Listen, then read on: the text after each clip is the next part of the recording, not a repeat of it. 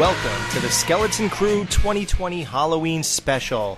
Just like we do every October, we creep up on you and surprise you with a little treat for the month of Halloween. That's right, Halloween has turned into a month for all of us, and the Skeleton Crew wants to keep it that way.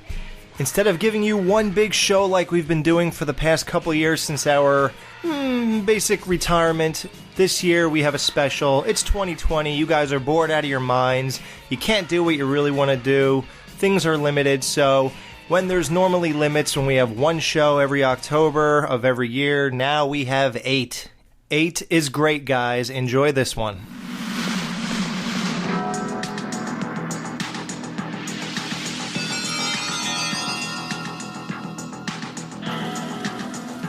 In the dark of the night, something strange is going on.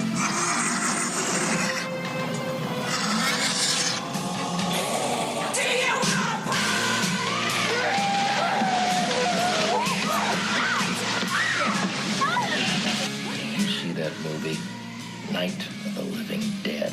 Sure. They ship those bodies. Well, say hello.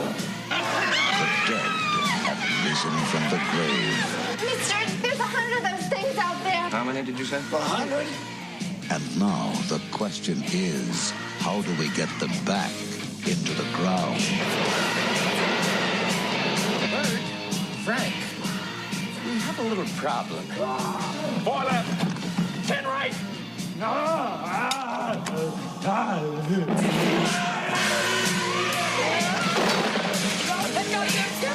It's all over everything! Stupid asshole! Watch your tongue, boy, if you like this job! Like this job!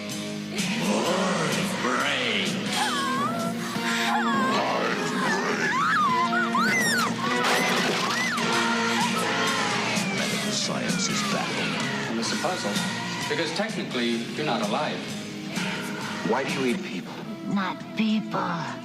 Brains. How do you kill something that's already dead? Well, how do I know, Fred? I don't know. Let me think. It's not a bad question, Bert. In that movie, they destroyed the brain to kill him. Is that what they did? The brains, right?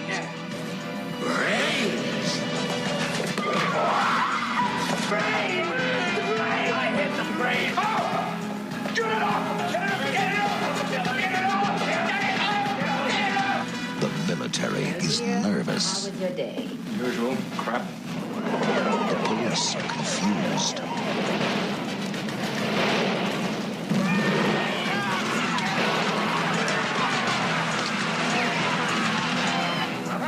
Send more cops. It worked in the movie! Well, it ain't working now. Read the movie line!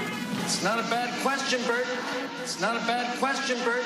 It's not a bad question, Bert. The return of the living dead.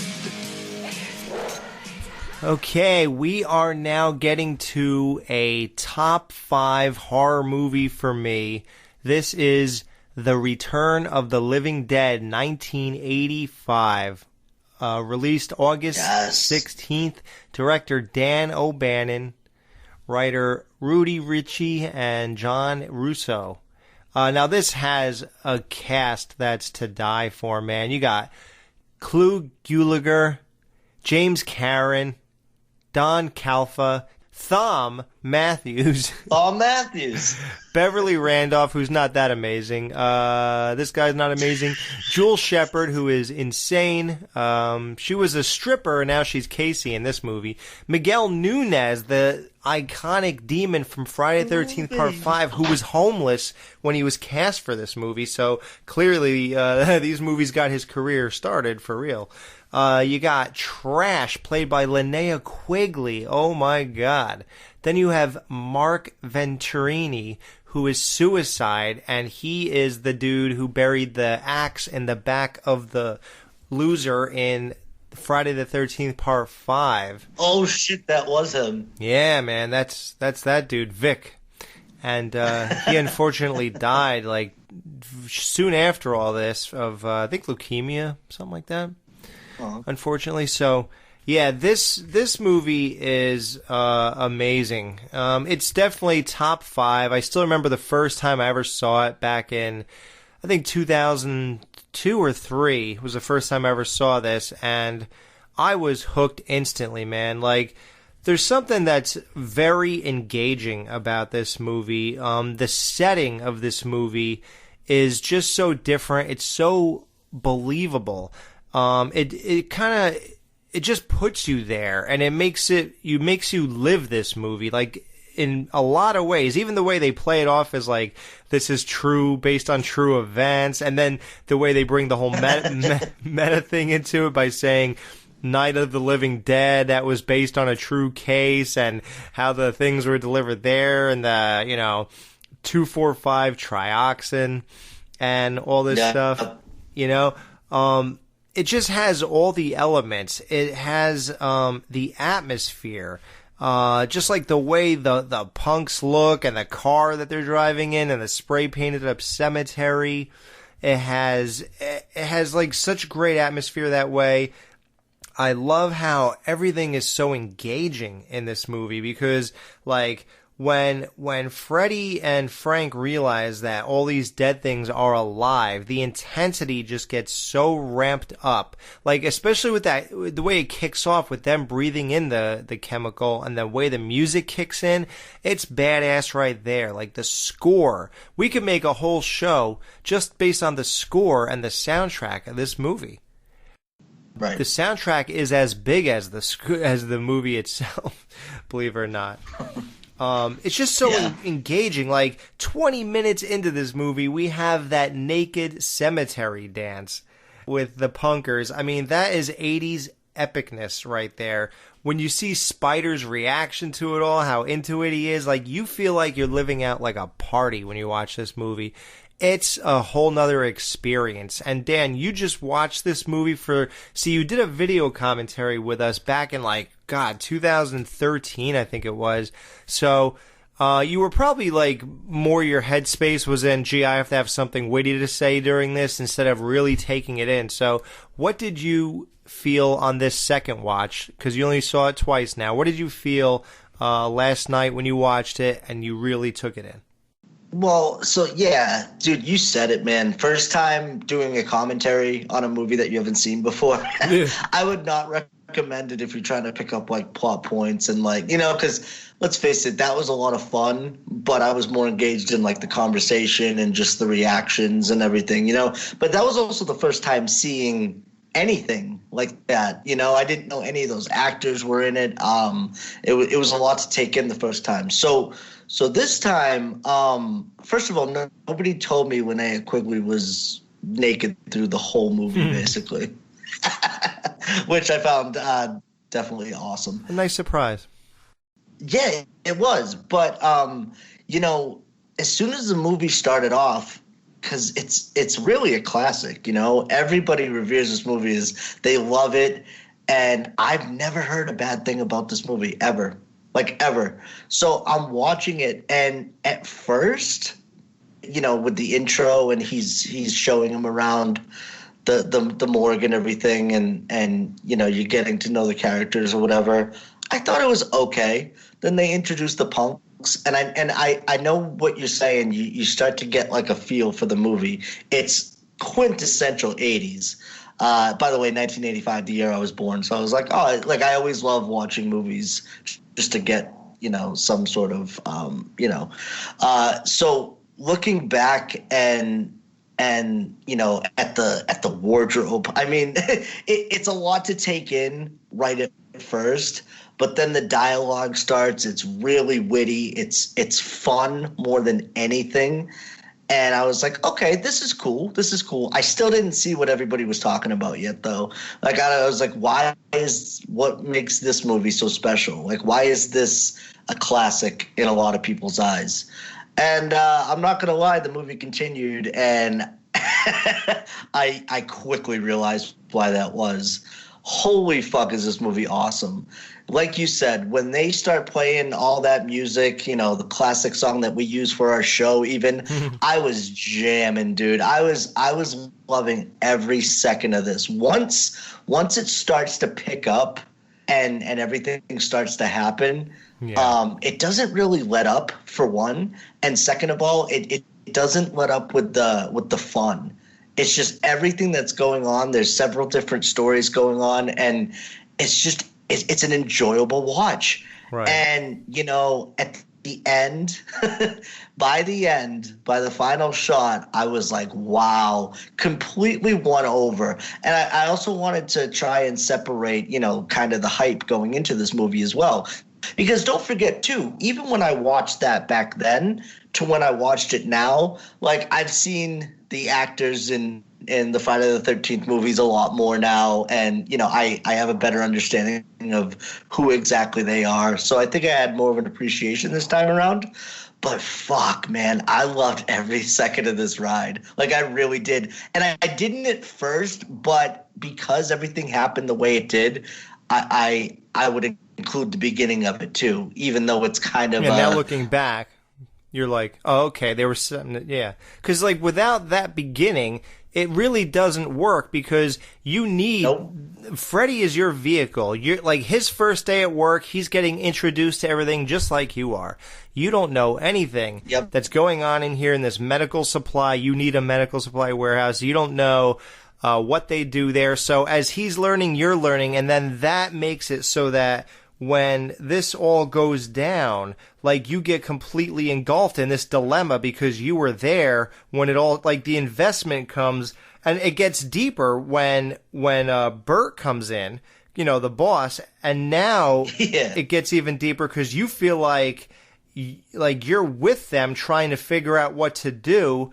And, you know, even you are trying to figure out what to do because when he rams the pickaxe through the guy's fucking brain and he's like, I hit the fucking brain. He's like, well, this ain't the movies, all right? Like, at that point, you're like, well, yeah, that's what I thought too. So now, like, it's a true, complete engulfment of... Right. And I'll also say this too. They quickly made up their own rules, and they were so simplistic that I loved it. They were like, oh yeah, this stuff, it leaked into the graveyard. Done.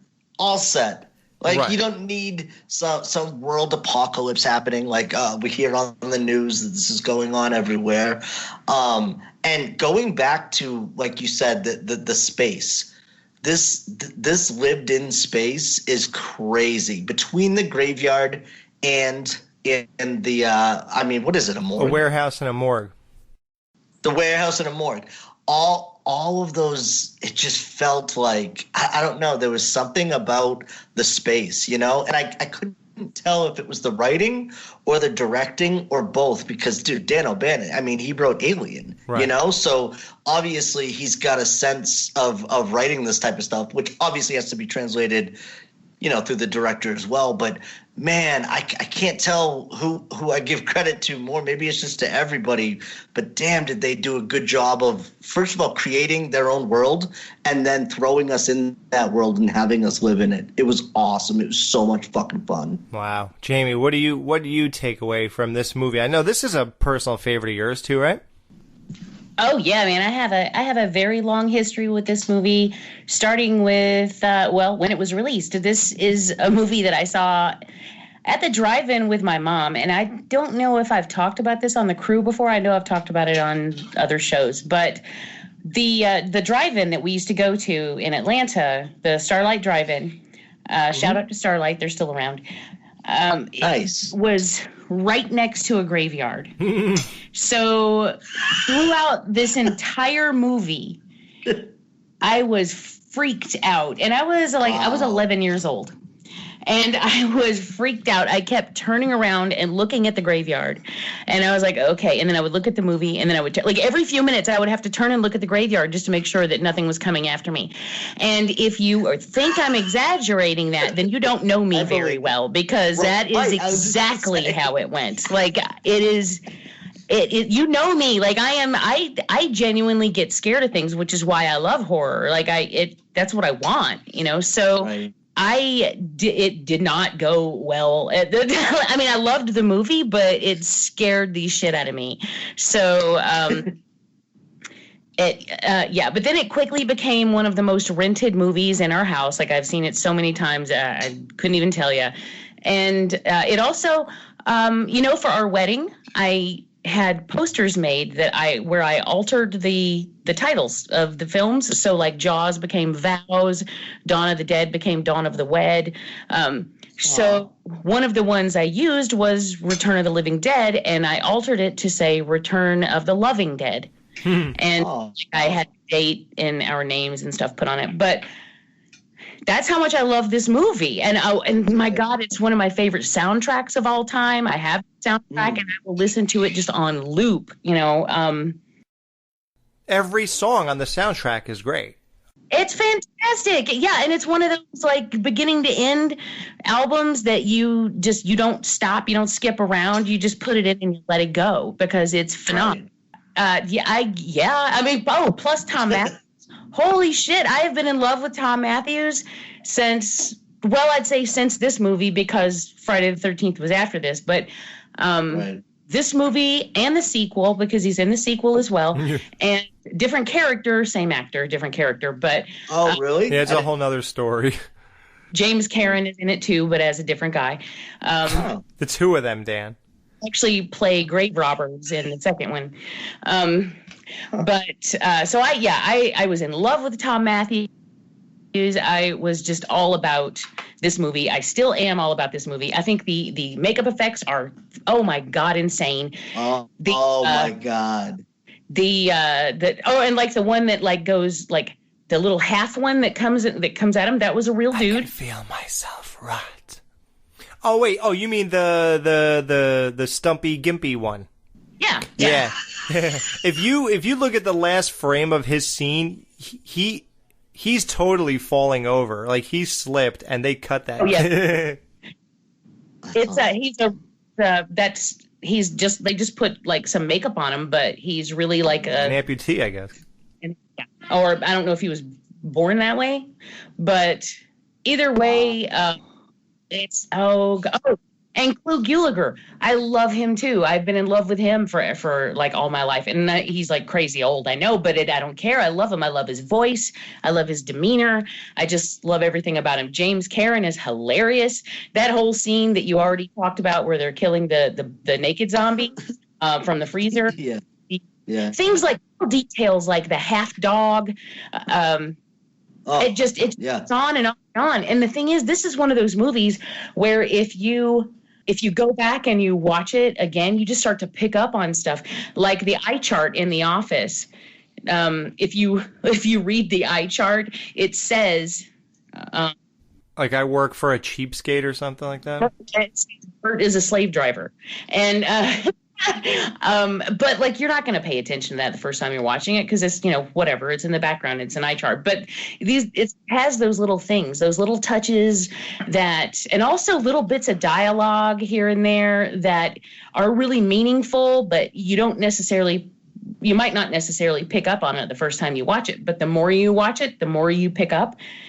I love the fact that the whole Easter egg thing, this guy is living his life waiting for something to happen.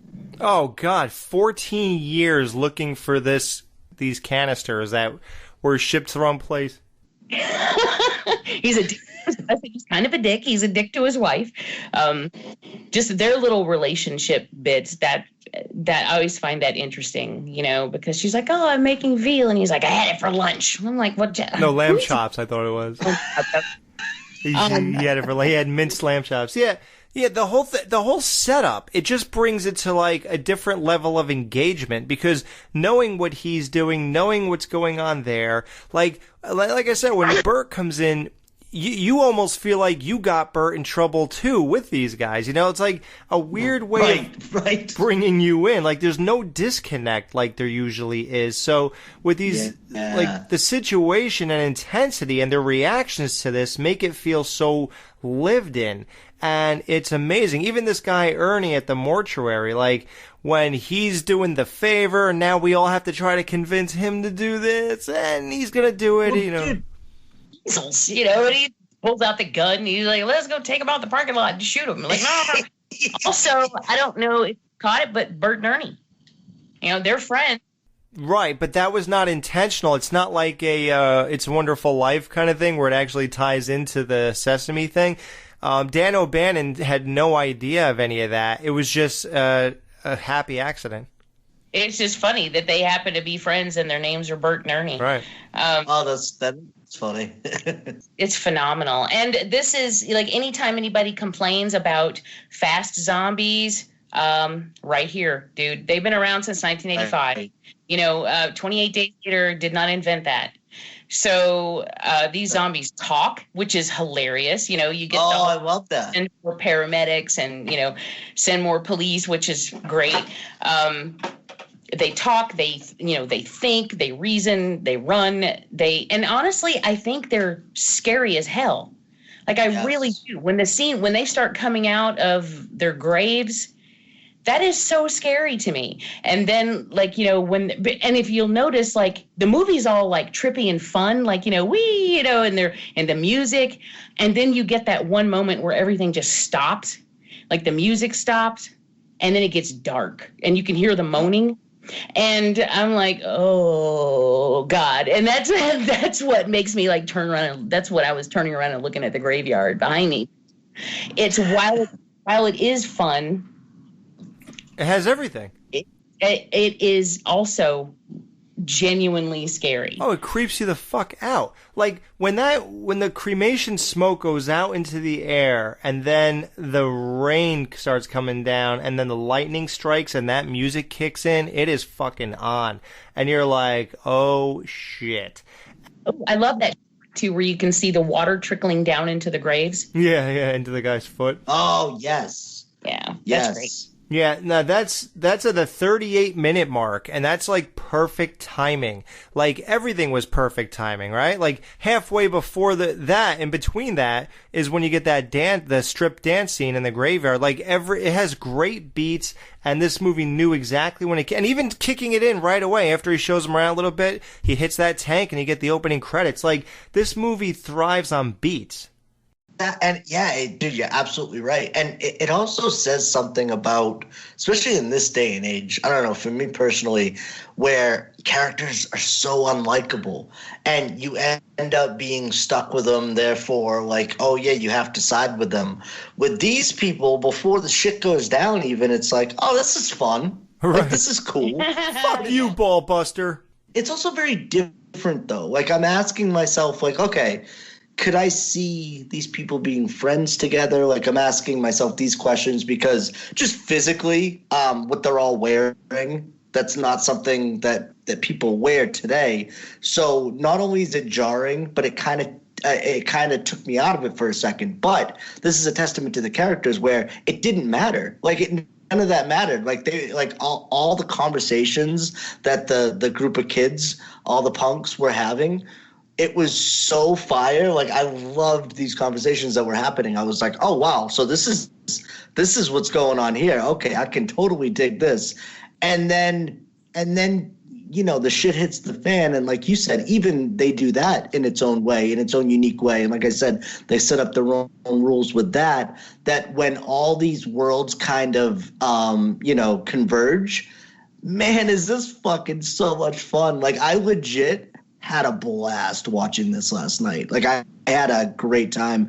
And for me personally, the big thing going in was, all right, like this is like on everybody's top 5 list, like ever. Oh, yeah. Like people that don't even watch horror movies. I haven't heard that, believe it or not, much. I'm like the only one I know who says top 5.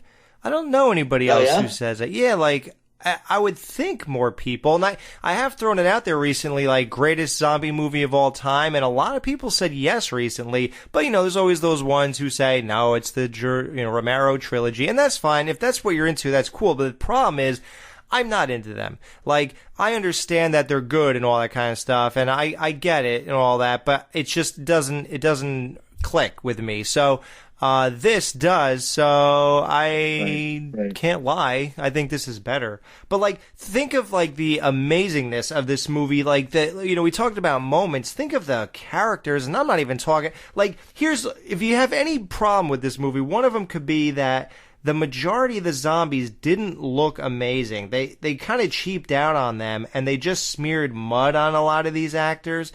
But, you know, like, I make it work in my own head where I think to myself, well, these are just the freshly dead people, and the way you see, and the reason you see them, like, in a majority of the zombies is because they are in better shape and they can get around better, and that's why they attack faster and you see them more. That makes sense. Yeah, that does make sense. And it's all juxtapositioned with the amazing, iconic zombies that are in this movie. You have Tarman. You got Redhead Zombie. Oh, they have names and shit. Yeah, well, That's cool. The redhead chick that was ripped in half, and she's like, I can feel myself rot. Like, that scene alone, like, you Yes. people talk about Bub or whatever, the guy with the headphones. I'm sorry. I am far more into this chick who's squirming around on that table than I am Bub. And she had zombie boobs. She had zombie boobs. Yes. You could see With the that, spinal cord wiggling back and forth. and the like spinal that. fluid dripping out of the bottom of it. Like, amazing. And then you got the iconic look of the Freddy zombie. Like, what genius to have him in that jacket and then throw acid in his eyes so he has that red across. Like, it's just a beautiful image. The imagery is amazing. It was so specific, and they were so different too. They were so different. And I'll be honest with you, Alex. When you talking about the other zombies, you know, like the background zombies, I didn't even notice that they were subpar to those ones because those ones were so great. Like, that's all I'm thinking of. Right. Oh, good. Exactly. See, it's so great. It overshadows even the trash zombie. She's naked and white and now has a demon face for some reason. Like, right. Just like crazy. But you know what else too, though? Okay, so like we said, this movie kind of breaks and makes its own rules as far as the zombie thing goes. And, you know, often you see in The Walking Dead, you know, the bites, right? And then it slowly happens. Well, dude, the scenes you're getting with Thom Matthews and the other guy as they're slowly turning, and, you know, the temperatures of them. Yeah, room temperature. Jesus Christ.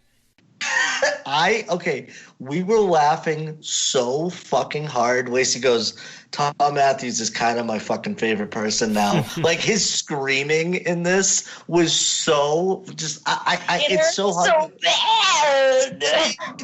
So satisfying. It's like, oh my God. Like, I never thought I'd say that. Like, somebody in so much pain and like suffer, like, but it was so enjoyable. Brought you such joy.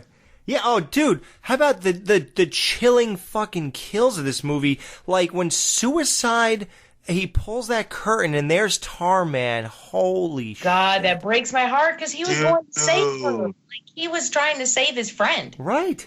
And he was a dick, you know? Like, it's not like he was, like, all warm and fuzzy. He was a guy who was just, like, cranky all the time. And, you know, it's not a costume. Yeah, what do you think that is, a fucking costume? But at that point, he was going to save his friend. And I was like, aw. And then he gets his fucking head bitten open. I'm like, son of a bitch. It hurts my soul. It does. I didn't see that coming at all. That was shocking. Like, this movie has everything in it, you know, and the tone that they find, I want to watch it again because it's like, yeah, do that. See this, guys? Just do that. Yeah, just keep making this movie over and over. See, you should have watched it before now, you stupid honky. That's what I'm saying. Dan, there's a whole documentary on this movie. And it's so good. Doc is so good. Because the fun thing about that doc is they don't sugarcoat anything. And there's like, if there was beef on the set, they will fucking say it. And like, it's great because they don't hide anything. They talk to everybody too. And they just go all out. It's really, really, really well done. I highly recommend it. Yeah. And, you know, I could see also somebody seeing this at a younger age and this being one of those movies that completely changes it for them. One of those horror movies that just does it like, oh my God, like this is my thing, you know? Oh, yeah. I felt that way last night watching it. and I've seen thousands of horror movies. You know what I mean? So it's just, I don't know, like, and there's something about the hype though. Like I'm always trepidatious going in, like, all right, like I try not to think about it, to be honest with you. I'm just like, all right, like blank slate, like get this out of your head. And I'm watching it, and I'm like, oh, okay, so it's okay, yeah, people like it. And then by the end, I'm like, fuck. Oh yeah. I'm like, that was the shit right there. You know, it's funny, Alex, you mentioned the Romero zombies, and I don't know, I know most people out there probably know, but like Dan, I don't know if you know that Russo, who was behind this movie, he was Romero's partner back when they did Night of the Living Dead and Night of the Living Dead, when did they split? Babe. Russo and Romero. I don't know exactly when. But it was before after Dawn of the Dead. It was before Dawn, yeah, because that's why it's of the Dead. Okay. So they did Night of the Living Dead, but when they split, Romero took the rights to, like, day of, night of, you know, blah, blah, blah. Right. Russo took the rights to the Living Dead part. So that's why when Romero continued, he has Dawn of the Dead, Day of the Dead, Survival of the Dead, Diary of the Dead, Land of the Dead. Not in that order, I messed up the end. But and then Russo had Return of the Living Dead. So he took the Living Dead part. So that's just, I just think it's interesting because when you look at those two movies, or, you know, those two types of zombie movies, they're polar opposites of each other. Right. So when he left Romero and he did his own thing, they are suddenly fast, they talk, they think, you know, everything that Romero zombies didn't do, these zombies do. Yeah, eating brains was invented here because Romero just ate the person in general. Brains. Yeah, the original zombies ate all the flesh and anything. These zombies go straight for brains. So and that was something that had not been done before. And really, and what I think is weird is that popular culture, if you look at, like, if you talk to a normie about zombies, the first thing they go to is brains. You know, if you get anything normie to do with zombies, they'll be like, zombies eat brains. But they didn't, not until this. So... and somehow this movie and the rules of this movie has bled into the popular culture, and that wasn't, you know, they're not even the original. So I think they don't even realize it's from that movie, right? Yeah, they don't know anything. They just know that zombies eat brains. They're just fucking normies. Yeah, like this movie just is so, it just snuck into the pop culture of what we know zombies to be. And I'm so lucky. I'm so glad. And I found one of my favorites of all time. The thing I always wanted the Skeleton Crew to be was like, I wanted you to feel like you were on that roller coaster ride that I felt when I watched this movie. Like literally when Mike and I started talking about this and it was conceived and that's one reason I brought Dan in, because I felt that Dan made things feel that way. So I wanted like a party, fun atmosphere, and it was all based around this movie, and that's why we use this movie as our, typical intro song and stuff like that. So it really plays big on why I'm definitely sitting here, and all three of us, because of how it all led, sitting here today. So just to wrap it up, yeah, it was the ending, like who lived and everything was great, because you're so happy, like Spider survived and a couple other people survived. You're so glad about it. You find out the army has a fucking contingency plan. Everyone's fucked despite their efforts, and it's bam. And it's so big and popular and loved that it spawned 4 sequels that I really don't recommend any of them, except, watch part 2 for fun, watch part 3 because it's interesting, and the other 2, if you're a completist, watch part 4 and 5. So, Jamie, how do you rate this out of 5? It's a 5. You're eating 5 brains out of 5. 5 as well, man. What a ride. And thank you guys. And to bring it all full circle, Alex, when I heard that song play, dude, fucking instant goosebumps. Yeah, just like when people hear Buckethead play Soothsayer. Exactly, dude. Yeah, Hall of Famer on this show, 5 out of 5. I'm eating 5 brains and puking them up. I don't care. I'm stuffing myself. This was amazing. So happy to talk about this movie.